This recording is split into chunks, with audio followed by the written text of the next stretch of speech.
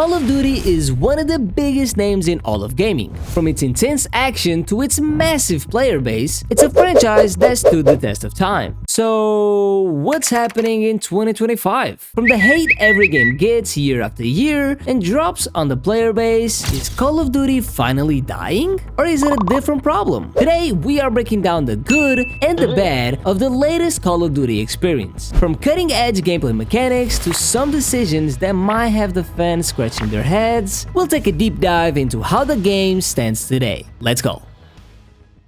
Okay, so we're gonna break it down into 5 topics that describe Call of Duty in 2025 the best. First, we got movement. Back in the day, Call of Duty had a more grounded, slower feel. Movement was simple: run, crouch, and jump. No fancy jumps or slides, just classic run and gun gameplay that kept things straightforward and easy to pick up.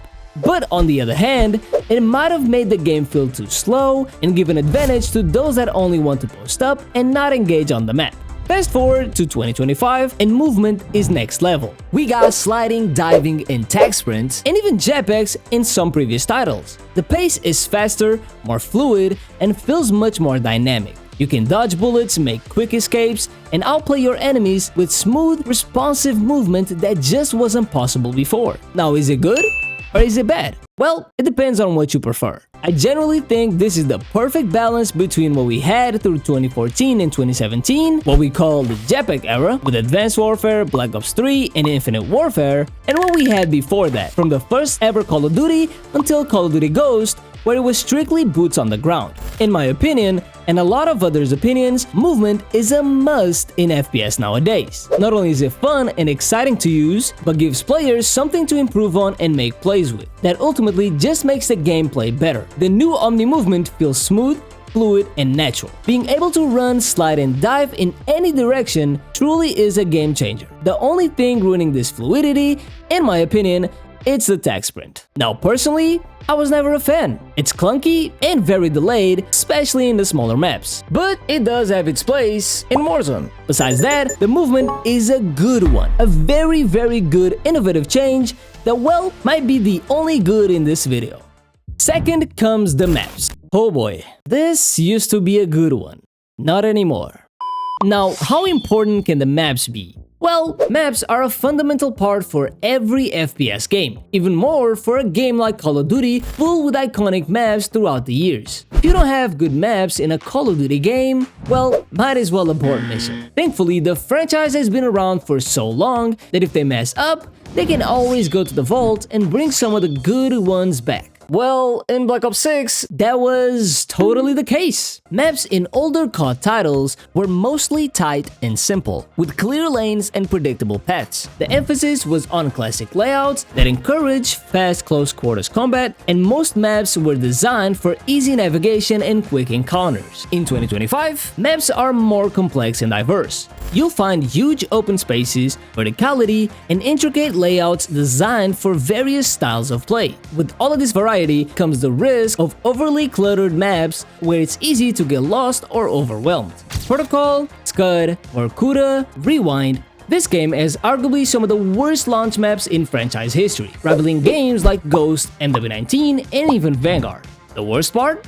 Well, it gotta be the fact that these maps are not even multiplayer maps but points of interest from the new Warzone map. Sure, they could have made the multiplayer maps first and then implemented them into Warzone, much like they did with Blackout, where the map was a bunch of fan-favorite Treyarch maps such as Raid, Nuketown, and Firing Range, which, by the way, works really well. Not sure why we haven't done that again, Activision. But after playing such maps, I'm convinced that that was not the case. Just by playing these maps, you can clearly tell they were not made for multiplayer. They play much like Warzone POIs, where there's too many lanes to be worried about. They don't follow the classic 3-lane layout from older Call of Duties, and because of that, it just doesn't flow well and either feels too cluttered or too open, making the maps a big L for this year. Now, on the brighter side, some DLC maps are actually not that bad. Are they fan favorites? No, but some of them actually can be fun. Bringing maps like Grind and Hacienda back obviously makes it better for the map pool. And maps like Hideout, Bounty, and Dealership don't play too bad either, because they actually are similar to the 3-lane classic maps, even though they are still not exactly 3-lane. Now, how can we improve it? Very simple. Look at all of the successful maps like Raid, Standoff, Firing Range, and find what they all have in common. I'll tell you right now. Simple 3-lane maps, small to medium size, no doors, and color. Lots and lots of color. I would say don't innovate on the layout, innovate on the design and how the map looks. As you can see, that was not the case in 2025. Maps unfortunately are bad for Call of Duty in 2025. Next up, we got the hackers. Back in the day, cheating was always an issue. The anti-cheat systems were weak, and it wasn't uncommon to encounter hackers in just about every match, right? Wrong. Believe it or not, this is what's happening today in plain 2025, where the players can't even hate on the game because they can't even play the game to begin with. You would think that we would evolve, you know, forward instead of backwards. But unfortunately, that's not the reality with Call of Duty. In Black Ops 6, the most recent Call of Duty experience, cheating reached a new peak. From aimbot, wall hacks, booting people offline, the global game is filled with hackers. In fact, it's so bad that I haven't touched rank play since it came out. And guess what? Yes, it still hasn't been fixed to date, and quite frankly, it never will. The hacking situation in Black Ops 6 is much worse than just occasional issues. It's rampant in some areas of the game. Many players are running into cheaters almost every session, especially in ranked playlists. It's frustrating because the anti-cheat system, despite having some improvements, isn't stopping them at all. In fact, some lobbies feel more like a cheat showcase than a casual or competitive game. If you're playing at any higher level, you're bound to encounter that, and it's making the game feel less enjoyable and more like a battle against the system itself. Until the devs step up with more aggressive updates, the situation remains pretty toxic, and it doesn't look like it's changing anytime soon. You really gotta ask yourself, if you can't play the game the way it's supposed to be played, then what's the point of even turning on the game to begin with? Many developers have tried, and many developers have failed. Besides banning 50,000 accounts once in a while, the in-game anti-cheat ain't getting the job done. The hacker situation is by far the most problematic point in this list, because there's really no solution on the horizon as of now. And so hackers is a very bad one to have in Call of Duty in 2025. Next we got SBMM. Although hackers are definitely more problematic, this is by far the biggest enemy of the game itself. Long gone are the days you could hop into a match with all players of all skill levels, leading to a more chaotic, unpredictable gameplay. Sometimes you'd find yourself stomping noobs, other times you'd get crushed by top players in the game. Either way, the matchmaking felt random, with variety in every lobby and with every game feeling unique. In 2025, SBMM is here to stay. For those that don't know, SBMM stands for Skill-Based Matchmaking, a system used in multiplayer games like Call of Duty and Fortnite that matches players with other similar skill levels. In other words, the system uses data like your win rate, kills, and overall performance to match you with players who have comparable abilities. The idea behind SBMM is to create fairer, more balanced games by ensuring you're playing against opponents who are roughly on the same level as you. So far, that makes sense. That is, if you're playing a competitive game to begin with. And guess what? You're not.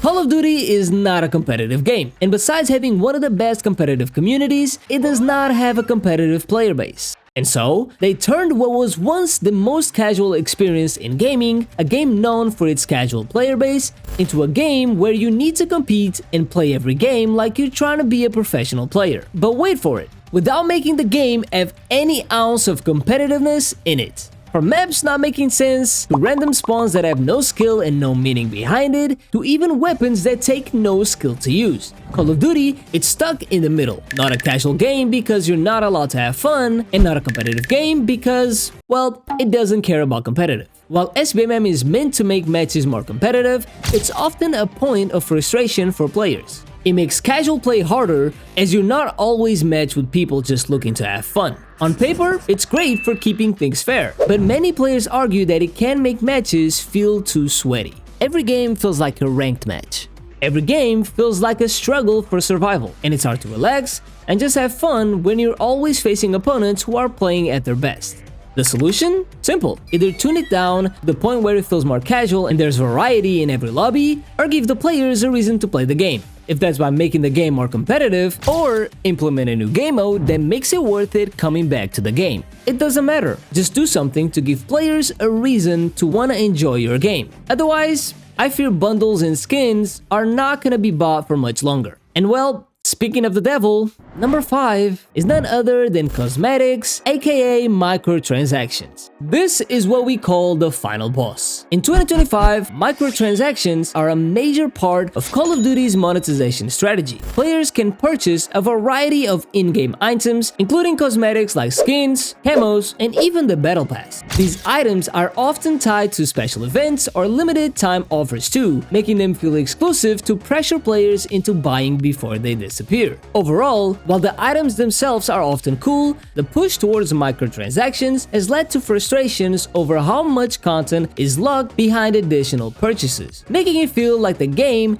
is increasingly designed to nudge players into spending more. But the worst part is the prioritization of such microtransactions over the game's state. That means while the game is at an all-time low, with a questionable state, filled with bad maps, unplayable matchmaking, and players not being able to enjoy the game, Activision doesn't skip on its microtransaction strategy, putting out bundles and cosmetics while the game's reputation and player satisfaction is at stake, leaving players frustrated to the point of no return where eventually they abandon the game.